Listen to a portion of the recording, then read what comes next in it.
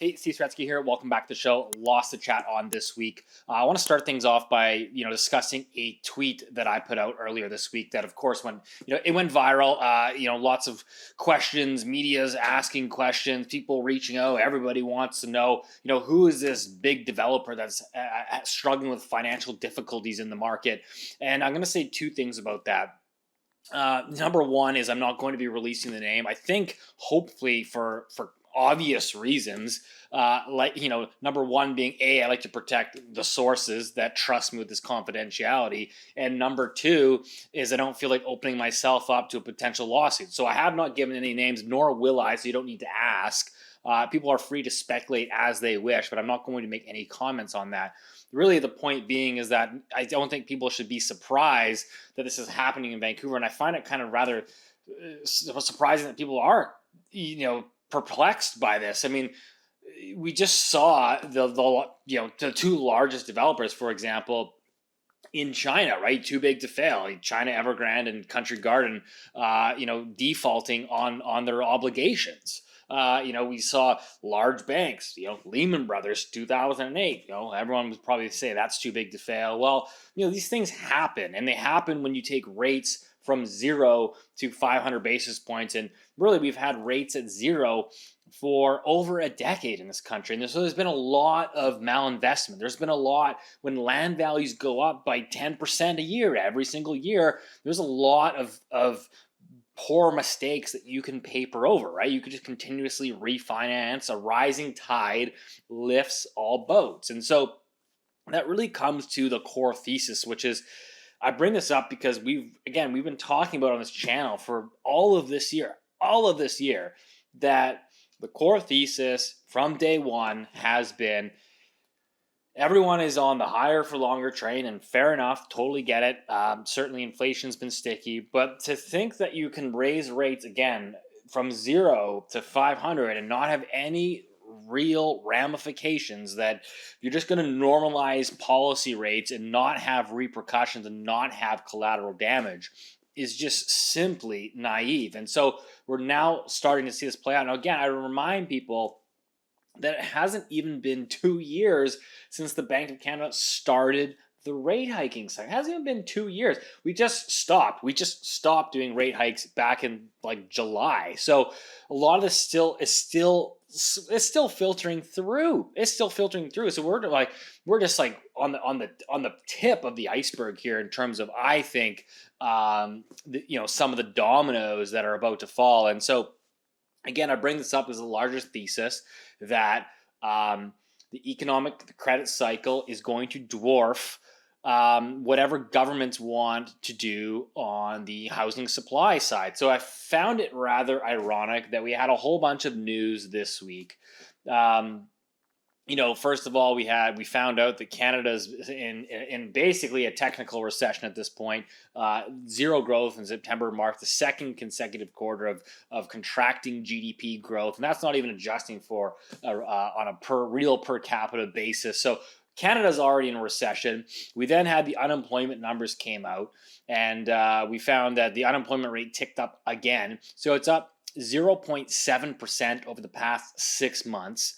That's only, to go up 0.7% over a 6-month span, that's happened 6 times since the 1980s, 4 of which were during recessions. So again, we're in a recession now. Whether you want to classify it as such, whether we're waiting for the official statistics and the government to come out and declare that we're in one. And now we're going to sort of work through this process. And so governments, announcing this week, we're pushing really hard. The federal government, the provincial governments, we're going to ramp up housing supply. Well, no, you're not, because what's happening is the housing supply channel is going to get eviscerated, and it's in the process of getting eviscerated. These projects are no longer economically viable in this environment. And this is, again, when you keep rates at 0 and you raise them to 500 basis points in that short of a window, you're you're killing off these investments. Again, right or wrong, I think we certainly need an economic cleansing in this country. I think we can all agree that housing has gone on far too long, and the extremes that have come out of that. I think we do need a correction. You do need those bad players to be wiped out of the system. And so that is in the process of happening right now. But during this, we've seen the federal government, let's remove GST, let's get more housing built.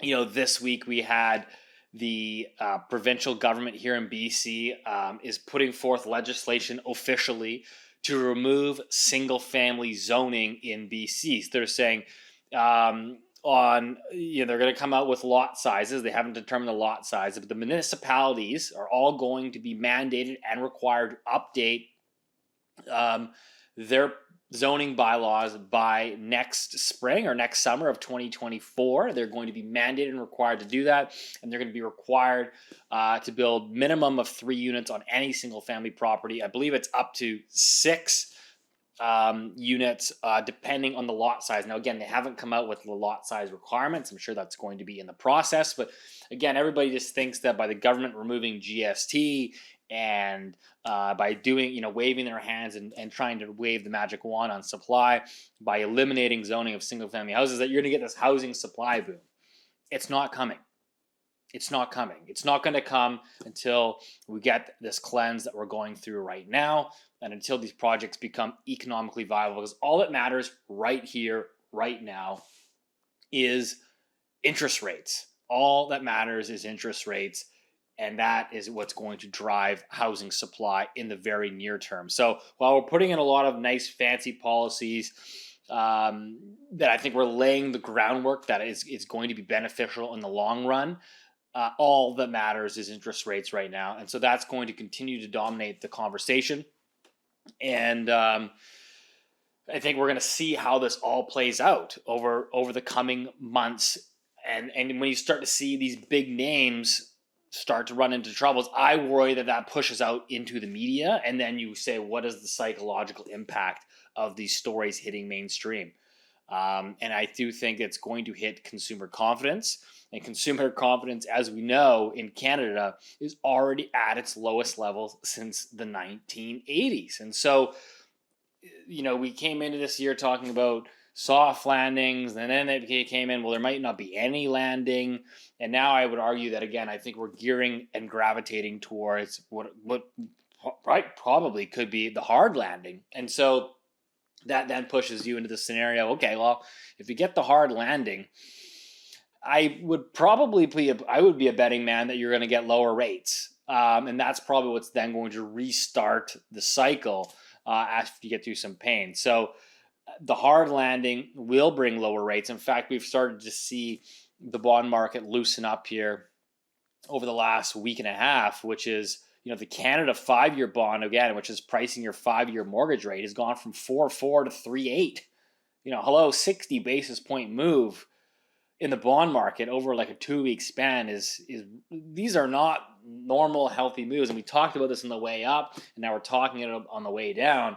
The bond market volatility is really not a sign of economic strength. Again, this is just a market where people are confused, and it's hard to deploy capital and make real investment decisions when you have this level of volatility playing out in what is supposed to be the risk-free asset class, which is government bonds. And so, again, governments that are coming out, our big picture thesis here, guys, remember, our big picture thesis is rates up, housing supply down, and governments are continuing to push immigration. We had the immigration minister, Mark Miller, out this week saying he's not going to cap the permanent residency target. So he's going to continue with his proposed targets, which is 500,000 permanent residents by 2025.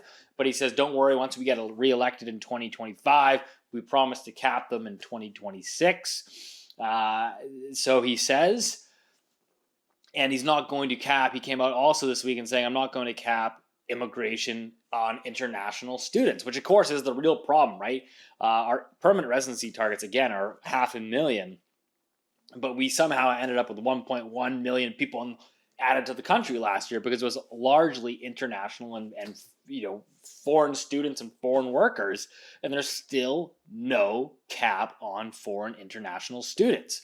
And so he's saying, well, I'll make the criteria a little bit harder. I'll work around the edges, and we'll get back to you. And so we're going to continue to push the throttle on the immigration side, and we still don't have a plan on the housing supply side. We think we do, but all levels of the government, I think, are fooling themselves, thinking that all these tweaks that they're making are going to manifest in more housing supply.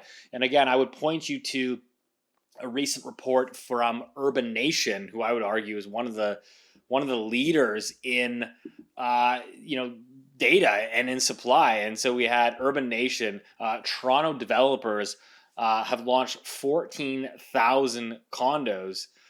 They've delayed 14,000 condos. They were expected to launch 27,000 units so far this year. They've launched 13,000.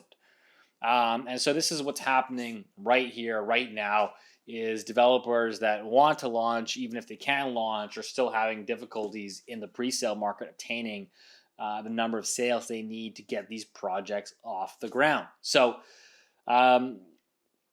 long story short, this is kind of what I'm watching here moving forward. I do think we're at a pivotal time. I think we've talked about this quite a bit over the last several weeks and months. Of course, we saw the Bank of Canada hit pause. We saw the Fed hit pause more recently. We're seeing all these central banks now in unison saying, okay, let's just step back and see how this plays out.